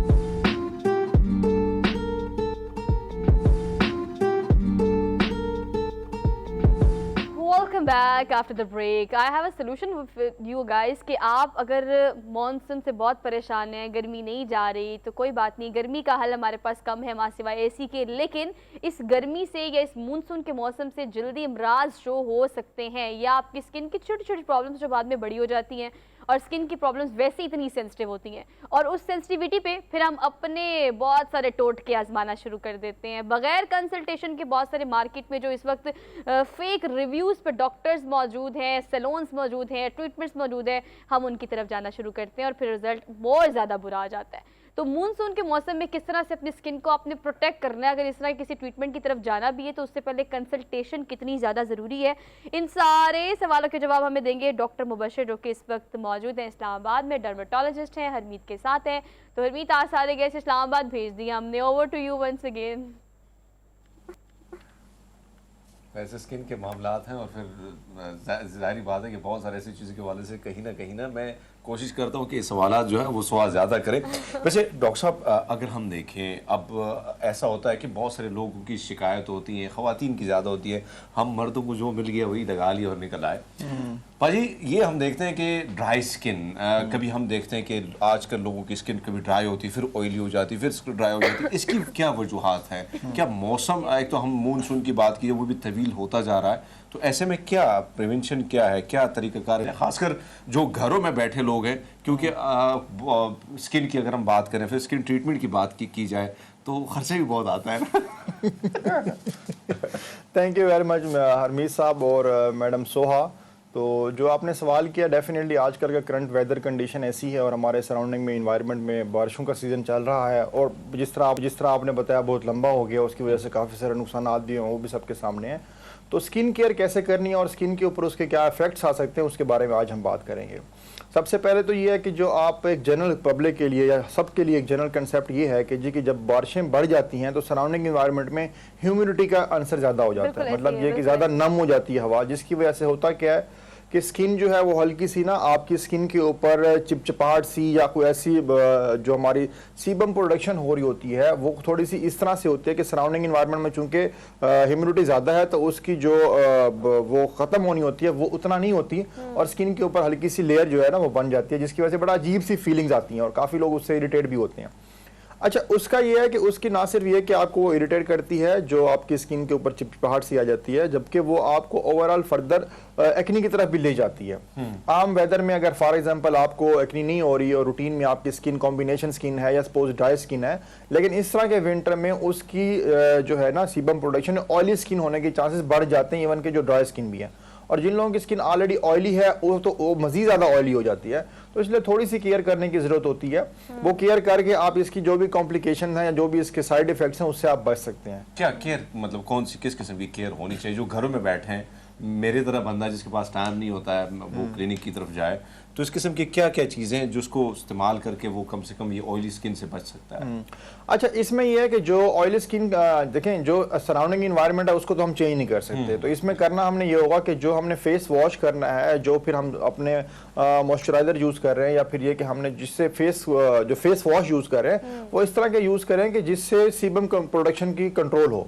होता यह कि ऑयली स्किन का और ड्राई स्किन का एक बेसिक कंसेप्ट मैं अपने पब्लिक को बता दूं, वो ये है कि जिसमें सीबम प्रोडक्शन ज़्यादा होती है उनकी स्किन ऑयली होती है, जिसमें कम होती है उनकी स्किन ड्राई होती है, और जिनकी स्किन ड्राई होती है उनमें भी सीबम प्रोडक्शन होती है। इसका मतलब ये नहीं कि उनमें सीबम प्रोडक्शन नहीं होती। सीबम क्या होता है कि हमारे अंदर स्पेशियस ग्लैंड्स होते हैं स्किन के नीचे होते हैं, और वो एक फ्लूइड सा प्रोड्यूस करते हैं जो कि स्किन के ऊपर आके as a protective layer of skin के तौर पे काम करता है। कुछ लोगों में उसकी प्रोडक्शन ज्यादा होती है, कुछ में उसकी कम होती है। जिसमें ज्यादा होती है हम कहते हैं कि उनकी स्किन ऑयली है, जिसमें कम होती है उनको हम कहते हैं कि उनकी स्किन ड्राई है। इस तरह के सीजन में क्या होता है कि सराउंडिंग में चूंकि ह्यूमिडिटी ज्यादा होती है, इस वजह से उसकी प्रोडक्शन तो उतनी ही हो रही होती है, लेकिन जो वो स्किन से एवेपोरेट होता है उसकी रेशो कम हो जाती है, जिसकी वजह से स्किन के ऊपर वो अकोमोलेट होना शुरू हो जाता है, जिसकी वजह से चिपचिपाहट भी होती है, बड़ी अजीब सी आपको स्किन लगना शुरू हो जाती है। इसको हमने कम कैसे करना है या इससे हमने अवॉइड कैसे करना है कि इसकी कॉम्प्लिकेशन ना हो या इसके साइड इफेक्ट ना आए आपके फेस पे, वो यही है कि आप फेस को प्रॉपर फेस वॉश से यूज करें और प्रॉपरली उसको मतलब दिन में 3 से 4 मरतबा जब भी आपको टाइम मिले आप प्रॉपर फेस वॉश यूज करें, और जो भी आप मॉइस्चराइजर यूज कर रहे हैं वो इस तरह का हो कि वो प्रोडक्शन को मजीद ज्यादा ना करे, या फिर ये कि स्किन जो उसकी oily condition skin. Point add कर लें, आपकी बात को इंटरप्ट करने का मकसद ये कि देखिए बात कर रहे हैं हम घर में मौजूद चीज़ों से या फिर आम रूटीन में डेली लाइफ में किस तरह से छोटी छोटी प्रिकॉशंस के साथ अपने स्किन को सेव कर सकते हैं फ्रॉम द मूनसून, जो भी साइड इफेक्ट्स होते हैं। आप ये बताएं कि आजकल मार्केट में सीरम्स बड़े अवेलेबल हैं, मतलब तरह तरह के सीरम, वो कुछ पे आप हर्बल्स का टैग लगा देते हैं, कुछ पे आप ऑर्गेनिक का टैग लगा देते हैं, अब we are done with all kind of chemicals ना, जितने भी केमिकल्स साबुन में है, फेस वॉश में है, क्रीम में है, हमने सारे इस्तेमाल कर लिए। अब हमें ये चकमा देने की कोशिश की जाती है कि नहीं अब ऑर्गेनिक की तरफ आ जाए, अब आ जाए प्रोडक्ट, वो चीज़ें जो सड़ी जड़ी बूटियों से बनती हैं और ये वो ये सीरम किस तरह, क्या बला का नाम है, ये कितने आपके लिए प्रोडक्टिव है, विटामिन ई का सिरप और डी का सिरप और सी का सिरप, क्या ये इस्तेमाल करने चाहिए आम आवाम को?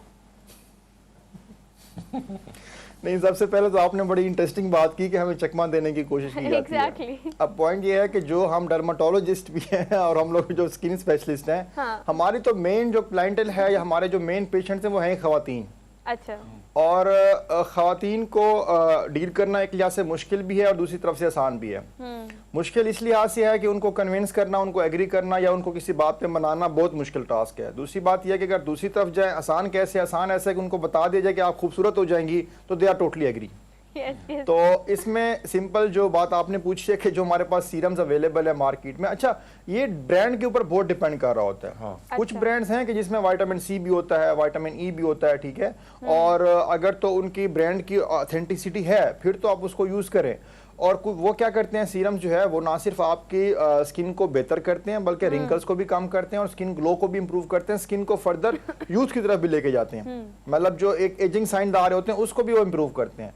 लेकिन अलॉन्ग विद दैट कुछ चीज़ें ऐसी भी मार्केट में अवेलेबल हैं जो कि फ़ौरन से रिजल्ट्स तो ले आती हैं, मतलब आपने इस्तेमाल किया, आपको 15-20 दिन में बड़ा ज़बरदस्त रिजल्ट मिल गया, रंग भी गोरा हो गया, आप जवान भी हो गए। लेकिन उसका ड्रॉबैक क्या होता है? उसका ड्रॉबैक ये होता है कि वो उसमें स्टीरॉइड्स होते हैं और वो स्किन को डैमेज भी साथ साथ करते हैं। अच्छा, मतलब आपकी स्किन की हेल्थ भी कंप्रोमाइज हो रही होती है, उसको फिर अवॉइड करना चाहिए। तो इसलिए मेरी तो रिकमेंडेशन ये होगी, जो मैडम ने पूछा इन स्पाइट ऑफ दिस, कि आप सेल्फ मेडिकेशन की तरफ जाएं या किसी की रिकमेंडेशन पे, जिस तरह से हमारे लोग इंटरकनेक्टेड होते हैं सोशली, किसी ने शादी पे बता दिया कि आप ये कर लें, किसी ने कहीं पे चाय पे गए तो किसी खातून ने बता दिया मैंने फलां चीज़ इस्तेमाल की, उससे बहुत बेहतर है आप किसी डॉक्टर से कंसल्ट करके, प्रॉपर्ली क्वालिफाइड डॉक्टर से कंसल्ट करके जो वो रिकमेंड करे वो इस्तेमाल करें। अच्छा, आपकी इसी डिस्कशन में ना एक और and I am sure about that कि जो भी जी आपकी इसी डिस्कशन प्लीज। में ना एक ऐसा सवाल भी है। देखिए, आपने कहा कि किसी प्रोफेशनल से, किसी एक्सपर्ट से, किसी डॉक्टर से रब्ता करें, मतलब किसी सैलून वाली बंदी के पास आप जाएंगे तो वो आपको मेकअप का सही प्रोडक्ट बता सकती है, कौन सा प्रोडक्ट किस लिए है, वो आपको नहीं बता सकती कौन सी मशीन किस लिए है। अच्छा, बीइंग अ डर्मेटोलॉजिस्ट, आप मुझे बताएं कि आजकल है सोशल मीडिया का ज़माना, एक इन्फ्लुएंसर, सोशल मीडिया एक्टिविस्ट और एक जो मीडिया रिप्रेजेंटेटिव होता है, वो जाता है किसी भी सैलून में, वहाँ जाकर रिव्यू देता है कि देखिए मैंने ये प्रोडक्ट यूज़ की है, ये मैंने ट्रीटमेंट लिया और इसका रिजल्ट बहुत अच्छा है, और उसके फिर 10 फॉलोअर्स जो है वो उसको करते हैं फॉलो और वो जाते हैं। अब सैलून्स में ये जो स्किन की बहुत सारी, स्किन टाइप की बहुत सारी मशीन्स मौजूद हैं, बहुत सारे ऐसे फेशियल्स हैं, बहुत सारी ऐसे आपके ट्रीटमेंट्स हैं जो कि मौजूद है। मैं बोटॉक्स वगैरह की बात नहीं कर रही, मैं डर्मा की बात कर रही हूँ, या आजकल हाइड्रा बहुत चल रहा है। अब ऐसे मौसम में लोग ज़्यादा प्रेफर करते हैं कि आप हाइड्रा फेशियल कराएं, क्योंकि वो डीप क्लिनजिंग होती है, आपके टिश्यूज़ जो होते हैं स्किन के वो डीप क्लीन होते हैं। अब ये जो आपको हर जगह मुयसर है, क्या ये ठीक है? अगर ये मशीनरी आप इंपोर्ट कर रहे हैं या आप कहीं से मंगवा रहे हैं तो आपके पास एक सर्टिफिकेशन होनी चाहिए पाकिस्तान में कि आप सर्टिफाइड है इस मशीन को रखने के लिए। डॉक्टर्स के पास वो मौजूद है, लेकिन आजकल हर दूसरे सैलून पर भी इस तरह की मशीनरी मौजूद है। सो इज इट लाइक ये हार्मफुल नहीं है आम लोगों के लिए, आम पब्लिक के लिए? देखिए मैडम, आपने खुद ही अपने सवाल में इसका जवाब दे दिया। पहली बात तो ये कि इट इज़ वेरी क्लियर, हमारे जो रेगुलेशंस हैं या हमारी रेगुलेटरी अथॉरिटीज़ हैं, जिस तरह से इस्लामाबाद में हम बात करें तो इस्लामाबाद हेल्थ रेगुलेटरी अथॉरिटी है, उन्होंने प्रॉपर अपने रेगुलेशंस डिफाइन किए हुए हैं, जिसके अकॉर्डिंग ये है कि कोई भी इस तरह का इक्विपमेंट या मशीनरी या कोई भी लेदर ऐसा प्रोसीजर, इवन के हाइड्रा फेशियल की आपने बात की है, वो डॉक्टर के बगैर नहीं हो सकता। डॉक्टर भी वो लाइसेंस डॉक्टर जो कि पाकिस्तान मेडिकल कमीशन का उसके पास रजिस्ट्रेशन है, परमानेंट रजिस्ट्रेशन है। हमारा इवन के जो इनिशियली हम लोग आते हैं, मैंने भी जब हाउस जॉब की थी तो हमें जो टेम्परेरी रजिस्ट्रेशन मिलती है वो नहीं, उसके बाद फिर हमें जो मेडिकल कमीशन है वो परमानेंट अपनी रजिस्ट्रेशन देता है। उसके बाद वी आर एलिजिबल कि हम फर्दर को प्रैक्टिस कर सकें या पाकिस्तान में अपने नाम के साथ डॉक्टर को कंटिन्यू करके अपने क्लिनिक इस्टेब्लिश कर सकें। इवन कि हमारी तो पोस्ट ग्रेजुएशन भी है, मेरी डिफरेंट मैंने स्पेशलाइजेशन भी की हुई है, लेजर्स में, हमारे जो कॉस्मेटिक प्रोसीजर्स हैं उनमें, और दूसरा ये कि डर्माटोलॉजी में। मैं बताना आपको ये चाह रहा हूँ कि इस तरह का बिल्कुल अलाउ नहीं है, ये टोटली इलीगल है, और जो लोग भी करते हैं वो इलीगल करते हैं। हाँ, अलबत्ता यह कि जो हमारी रेगुलेटरी अथॉरिटीज़ हैं वो उसको ओवरलुक कर दें या उनके नोटिस में ना हो, तब तक तो है ये ठीक।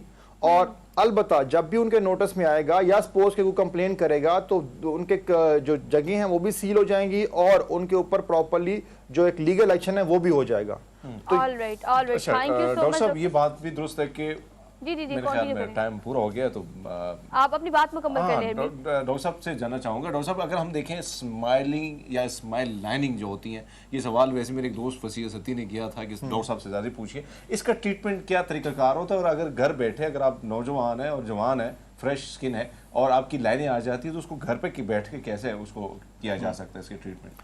अच्छा देखें, जो आपने स्माइल लाइंस की बात किया है, इसको हम लोग आम हमारी जो मेडिकल टर्म है, जो पब्लिक है, वो लाफ लाइंस बोलते हैं। लाफ लाइंस का मतलब और लाफ लाइंस और नेजोलेबियल लाइंस। अच्छा। नेजोलेबियल लाइंस ये होता है कि जो हमारा नोज होता है और जो हमारा ये लिप्स होते हैं, उसके दरमियान में जो लाइंस आ रही होते हैं, ये वाली, इनको हम लोग नेजोलेबियल लाइंस बोलते हैं। तो इनको लाफ लाइंस ही बोलते हैं। लाफ लाइंस क्यों बोलते हैं कि जब हम स्माइल करते हैं तो यही लाइन जो है ना, ये प्रोड्यूस भी होती है और डेवलप भी होती हैं। तो इनमें क्या होता है, जब ये लाइंस डीप होना शुरू होती हैं तो वो आपके फेस के ऊपर एजिंग साइंस आना शुरू हो जाती हैं। मतलब अगर किसी की लाइन बिल्कुल कम है तो ही और शी लुक्स गुड और यंग नजर आता है, और अगर किसी की ज्यादा डीप है तो वो जरा एजेड नजर आता है। तो उसको कम करने का तरीका ये है कि अभी जो हमारे पास अवेलेबल है वो उसका फिलर है। लाफ लाइन का हम फिलर करते हैं। फिलर टोटली सेफ प्रोसीजर है, लेकिन अगेन जिस तरह से मैडम ने पूछा अभी कि आप फिलर कराएं, कोई भी प्रोसीजर कराएं, तो proper registered, proper qualified doctor से कराएं। इस तरह का रिस्क हरगिज ना लें, क्योंकि अगर सपोज के जो बेसिक प्रोटोकॉल्स हैं इन चीजों के वो फॉलो ना किए जाएं तो इसकी कॉम्प्लिकेशन भी हो सकती है, नुकसानात हो सकते हैं। और कॉम्प्लिकेशन जो है वो डॉक्टर मुबशिर बहुत बड़ी सारी डिस्कशन है जो कि मजीद भी की जा सकती है, लेकिन मैं कंक्लूड करूंगी इस टॉपिक को कि ब्यूटिशियन में और डर्मेटोलॉजिस्ट में या डॉक्टर में एक क्लियर लाइन है, उसको क्लैरिफाई करने की कोशिश करें, उसके मुताबिक कंसल्टेशन करें और उसके मुताबिक ही किसी ट्रीटमेंट की तरफ जाएं। हमने एक छोटी सी ब्रेक लेनी है, वापस आते हैं। Keep watching good morning public.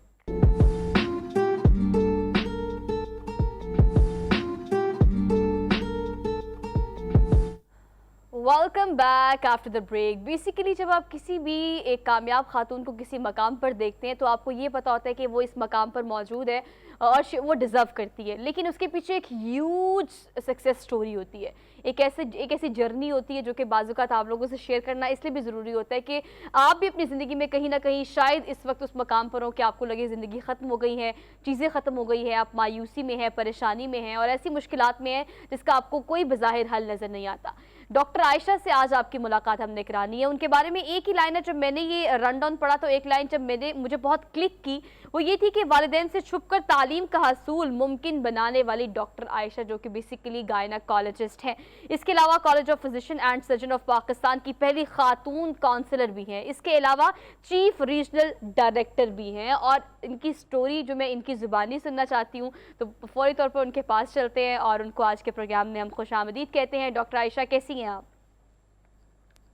मैं ठीक हूँ। पहले तो मैं आपकी बहुत शुक्रगुजार हूँ कि आपने मुझे मौका दिया कि मैं अपने व्यूवर्स को ये बता सकूं कि मेरा ताल्लुक एक ट्राइबल फैमिली से है।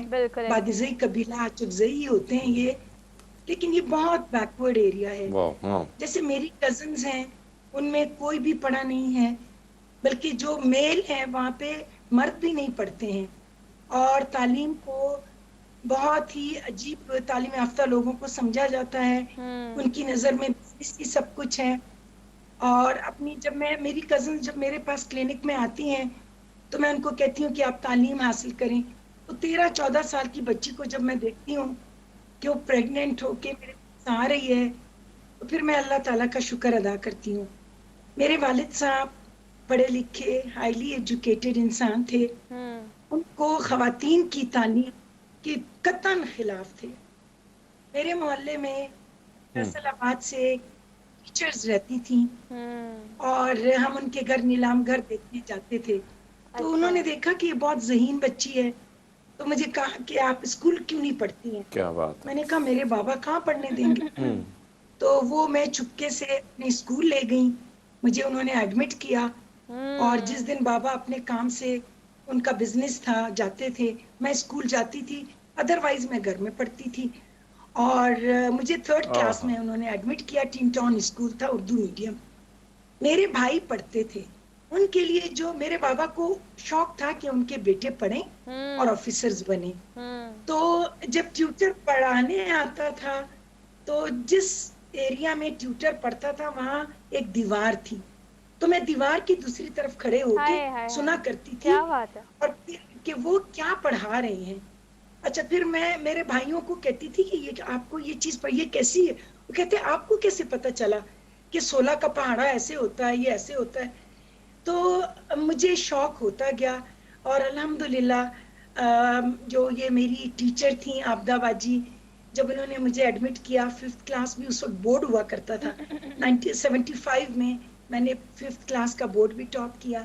फिर मैं लेडीज एंड वुमेन स्कूल में आ गई, मैट्रिक मैंने टॉप किया, मैथ्स, और ये सारा दिन मैं अम्मी के साथ काम करती थी और रात को किचन में मैं पढ़ा करती थी। अच्छा डॉक्टर आयशा, मेरा एक सवाल है आपसे। देखिए, आपने बड़े खूबसूरत और प्यारे अंदाज में ये अपनी शुरू की जर्नी थोड़ी सी बताई है, और यकीन करेंगे स्क्रीन के उस तरफ बैठी जो लड़कियां हैं, ख़वातीन घर में, जो आज वक्त इसी मुश्किलात का शिकार है, क्योंकि बहुत सालों बाद भी आज भी ऐसी फैमिलीज़, ऐसे अम्मा अब्बा, ऐसे वालिदैन मौजूद है जो कि अपनी बच्चियों को पढ़ने के हक़ में नहीं है।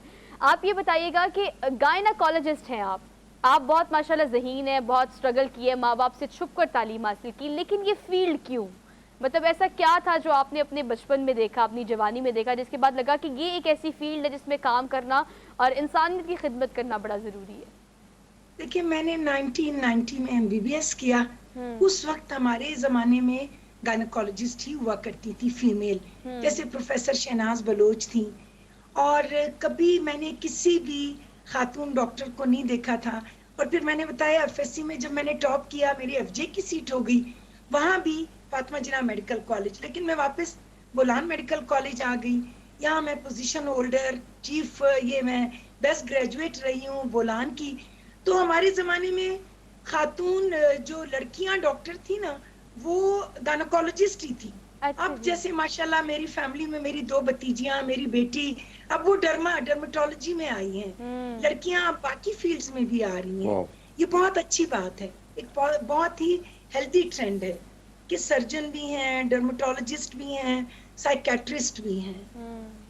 जी हरमीत, तो मेरे जमाने में ये चीज। अच्छा डॉक्टर आयशा, जो बहुत अच्छी बात की आपकी स्ट्रगल को देख के, और फिर आपको देख के बहुत सारी बच्चियां जो हैं, बहुत सारी लड़कियां, खवातीन जितनी भी हैं, मोटिवेट होती रहती हैं। अब आप क्या देखती हैं, क्या अब भी कहीं ना कहीं वो मुश्किलात हैं जो कबायली इलाके हैं या पश्तून इलाके हैं? मेरा ताल्लुक भी एक ऐसे इलाके से जहाँ पे कहीं ना हम देखते हैं कि औरतों के लिए मसाइल बहुत ज़्यादा होते हैं पढ़ाई लिखाई के हवाले से। बहुत ज़्यादा है। मैं आपको बताती हूँ कि चूंकि मेरा पब्लिक डीलिंग बहुत ज़्यादा है, और अब जो ये तस्वीरें आप देख रहे हैं, मैं सोशल वर्क इतना कर रही हूँ, मेरे साथ मेरी जो कोलीग्स हैं, ज़ाहिर अकेले मैं कुछ भी नहीं कर सकती हूँ। Society of obs and gynae की मैं प्रेसिडेंट इलेक्ट हूँ बलूचिस्तान से, एक बहुत बड़ा ऑनर है। और college of physician and surgeon 1962 से जो बना है, तो कोई फीमेल काउंसलर नहीं बनी है। आप इससे अंदाजा लगाएं कि मैंने कितनी मेहनत की होगी। और एक बात जो कि मैं आपको ये बता रही हूँ कि सिविल हॉस्पिटल में मैंने ICU, मैंने मेरी डॉक्टर्स, जो मेरी जूनियर डॉक्टर्स हैं, मेरी कोलीग्स हैं, हमने 2018 में SOGP की एक बहुत बड़ी कॉन्फ्रेंस करवाई। उससे जो हमें पैसे बचत हुए, कुछ हमने अपनी ऑर्गेनाइजेशन को दिए, और आधे पैसों से हमने सिविल हॉस्पिटल में गायनी वार्ड में एक ICU बनाया। ICU यहाँ नहीं था, हमारी औरतें मरती थीं, हम उन्हें मेडिकल ICU भेजते थे, वहाँ ऑलरेडी बेड ऑक्युपाइड होते थे। मैं कहती हूँ अगर मैंने जिंदगी में एक बड़ा काम किया है जिसकी वजह से मुझे ये अवार्ड मिला है, उसमें इस ICU का, अब लोग मुझे दुआएं देते हैं कि आपने ये बहुत अच्छा काम किया। 4 बेडेड ICU, आपकी टीम वहां जाए, उसको देखे, उसके बेड, मॉनिटर्स, उसके वेंटिलेटर्स, ये आप देखें। दूसरा जो मैंने काम किए हैं, मैं थोड़ा सा इसलिए बताना चाह रही हूँ कि बाकी लोग मोटिवेट हो जाएं। तो जब अर्थक्वेक आया था ज़ियारत में, तब भी मैं और मेरी कोलीग्स, हमने वहाँ फ्री मेडिकल कैंप लगाए। 2011 में जब कैंप आया था, नसीराबाद तक मैं गई थी। इन तस्वीरों में अगर आप देखें, सबूर साहब और नसीम लेडी साहब उस वक्त कमिश्नर थे, तो हम ट्रक भर भर के फ्रेंड से, डॉक्टर से मैंने चंदा जमा किया। तो लोग कहते थे आप नसीराबाद जाएंगी, वो तो रास्ते में ट्रक लूट लिए जाते हैं। मैंने कहा मैं खुद जाऊंगी, और 12 डॉक्टर्स की टीम लेके गई। और अब जो हालिया फ्लड आया है, 7 अगस्त से लेके अब तक हर इतवार को हम कैंप लगा रहे हैं। और जैसे आपने बात की सर कि मुश्किलात अभी भी हैं हमारी बच्चियों को। मैं आपके चैनल के तवस्सुत से ये बात इन पेरेंट्स को बताना चाह रही हूँ कि अपनी बच्चियों पे एतमाद करें। एक पढ़ी लिखी खातून ही एक अच्छी कौम बना सकती है। जैसे मेरे भाइयों ने मेरी मुखालफत की, मेरी पढ़ाई की। मेरे जो बड़े भाई थे वो उन्होंने मैट्रिक भी उस वक्त नहीं किया था। मैं बहुत रोई। मैंने उनको कहा देखिए मैंने टॉप किया, मैं डॉक्टर बनना चाहती हूँ। तो देखिए जब मैं डॉक्टर बन गई, मेरे बाद अब मेरी फैमिली में CSP ऑफिसर्स भी हैं, आर्मी में भी हैं, डॉक्टर्स भी हैं। और अब भी मैं बताऊं कि जो मेरी 2 भतीजियां, they are just like my daughters. जब वो भी कराची पढ़ने के लिए जा रही थी, ये उस वक्त भी हमारे घर में वो हुआ कि ये बच्चियां वहां जा रही हैं, इनकी शादियां हो जाती, आप उनको उस शहर में जवान लड़कियों को छोड़ रही हैं। तो मैं ये कहती हूँ कि ये बच्चियां अगर अपने आप में एतमाद पैदा करें, अपने घर वालों को शिकायत का मौका ना दें,